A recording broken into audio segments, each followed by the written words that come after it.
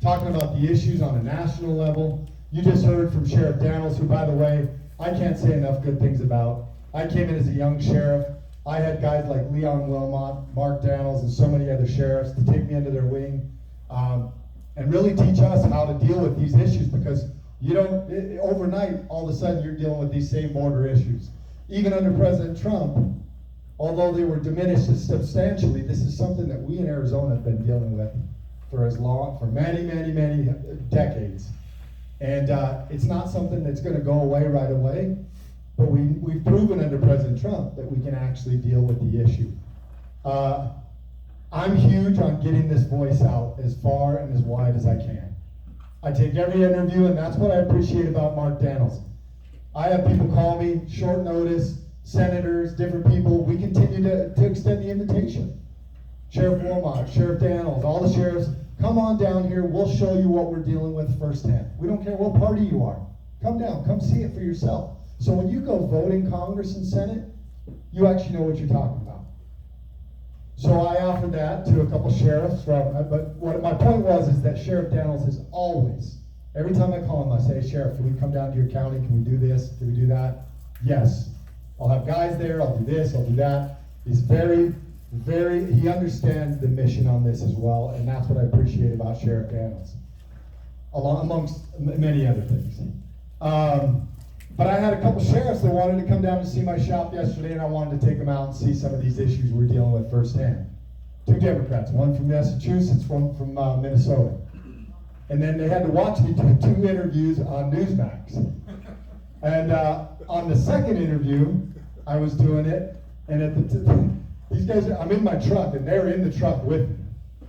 I feel like blowing them up. They said, I'll tell you why, but they're sitting in the truck with me, and you can kind of see one of the sheriff in the back, his arms in the video.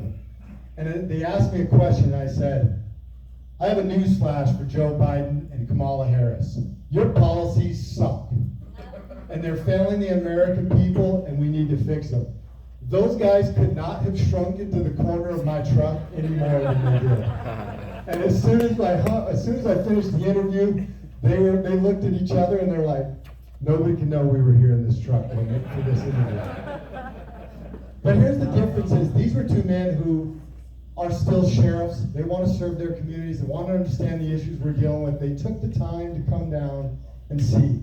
Now they're going to be able to take a different message back to their constituents, to the people they deal with. And though we may not share the same politics on many levels, they're going to be able to understand at a much deeper level the issues that we're dealing with. I consistently say every time I get an opportunity, and you've heard it from Sheriff Daniels, from these gentlemen earlier, it is not a political issue. It should not matter whether you're Republican, Democrat, Independent. If you care about human beings, you should absolutely care about border security.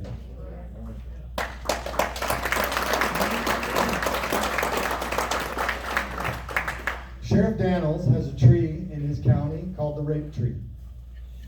They rape the women, and they hang their bra and panties on there as trophies.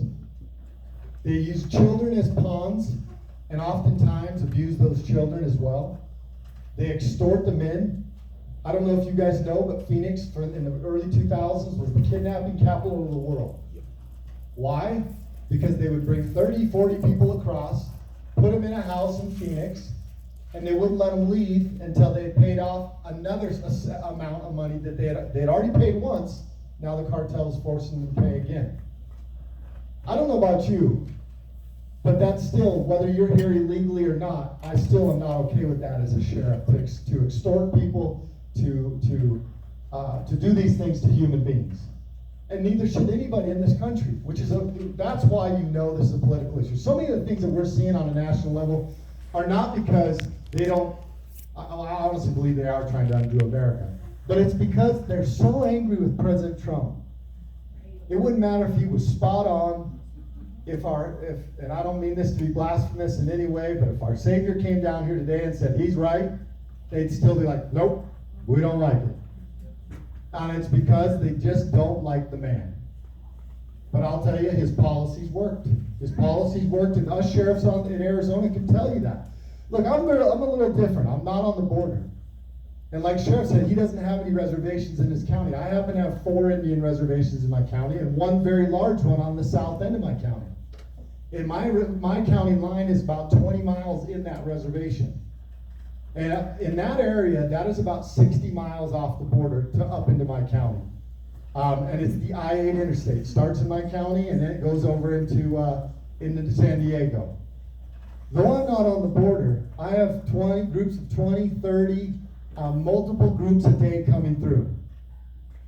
All day long, all night long. Like the sheriff said, in the first 60 days, I think we had been in almost 60 pursuits.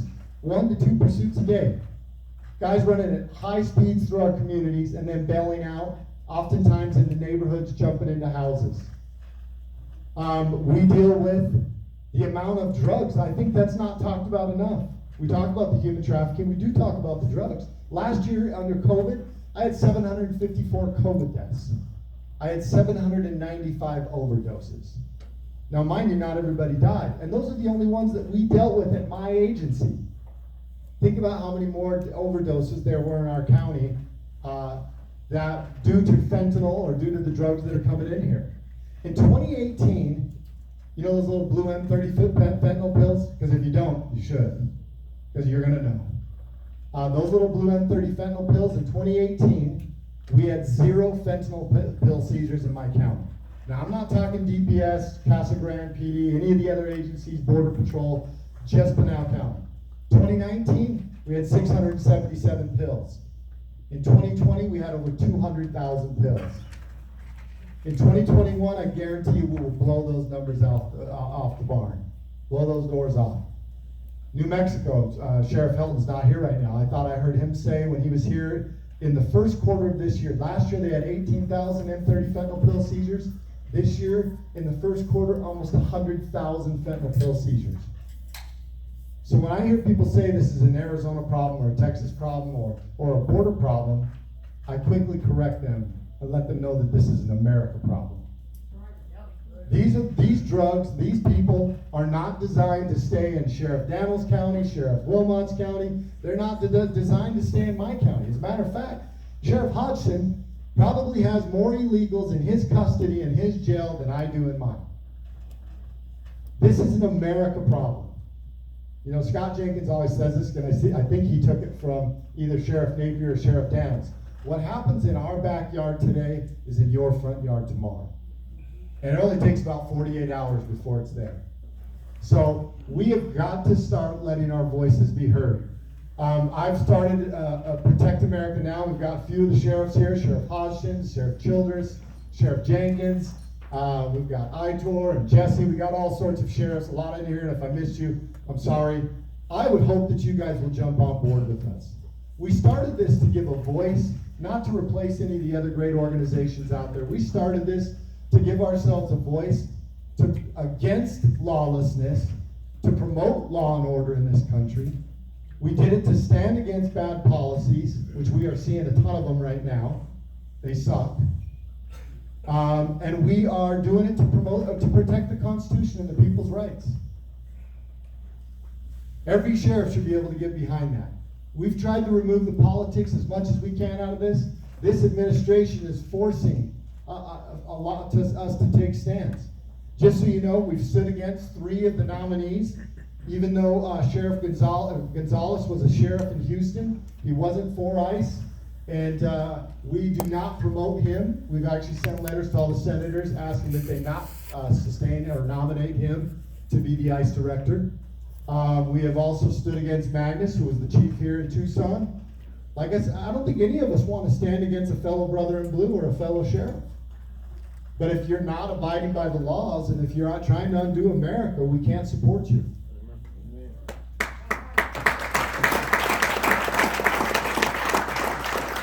And the last one is we're standing a very strong stance, and every one of you should, against David Chipman. Not only is he not qualified to do the job, I was very underwhelmed when he spoke to us. He is also a lobbyist for anti-Second Amendment stuff. And if you think they're running roughshod over us now, wait till they try to take the guns away. Amen. This is their desire. This is their goal. They want to create chaos for us in America. They want to undermine the rule of law on a local level. They want to make us look inept. They want to overwhelm our communities with drugs, with human trafficking.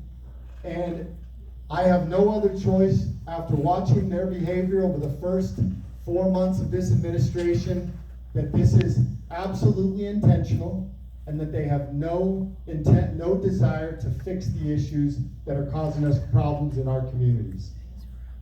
We cannot stand by and allow this to happen.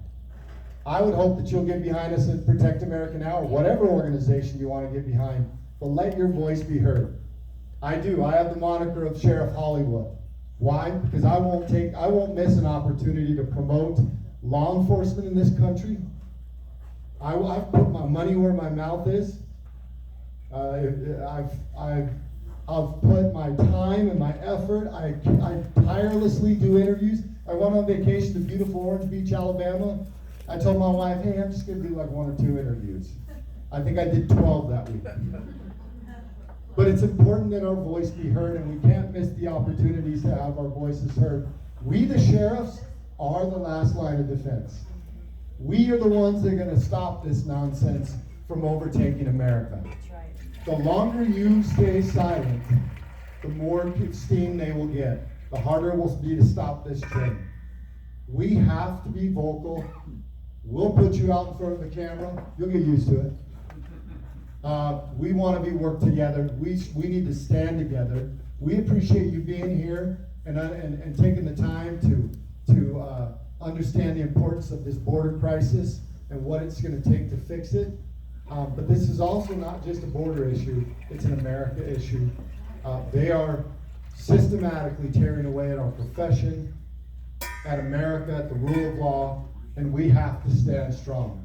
I'm grateful for the opportunity to be here with you today, to stand shoulder to shoulder, not just here, but down on the border. If you're interested in Protect America Now, you can do it online at protectamericanow.com. Also, for any of you who've been to the White House, you know Nick B. I'm not going to try to say his last name. Barbnet. Nick helps us with the Protect America Now, good man. And let's stand together as sheriffs. Let's work together to keep America free, to keep America great. And thank you for everybody that's here and for all the support. God bless all of you, and God bless America.